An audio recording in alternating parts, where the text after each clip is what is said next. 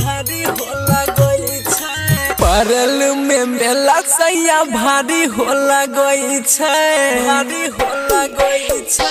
परल में सैया मेला भारी होला गई छै परल में मेला सैया भारी होला गई छै सैया हिया जल्दी घोर मेला जेबा तोरे जोर झूला झूला बही हो झूला बही हो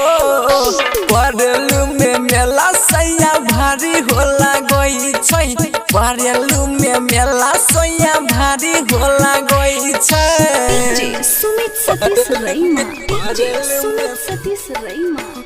सतीश रईमा भारी होला गई छै साक्षी रिकॉर्डिंग स्टूडियो सोनामुखी बाजार परल में भारी होला गई छै दिनो रातो बराबर जे होइतै दूर तक लगतै बलाप हो दिनमा में पर बचन जे सुनबै राति के देखबै जागरण हो मिठाई के दुकानिया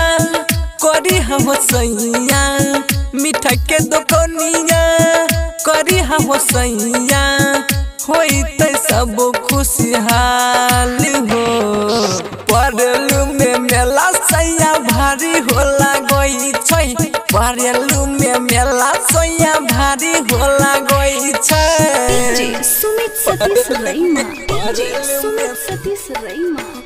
सतीश रईमा भारी होला गई छै मिक्स बाय संजीव साजन परल में भारी होला गई छै बड़ी मन भावन लगतै हो सैया सजतै जब पंडाल हो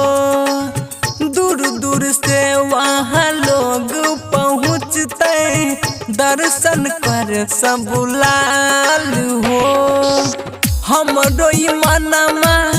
मानै नहीं छै हमरो मनमा मानै नहीं छै ऐते कब उपहार हो परल में मेला सैया भारी होला गई छै परल में मेला सैया भारी होला गई छै साक्षी रिकॉर्डिंग स्टूडियो सोनामुखी बाजार।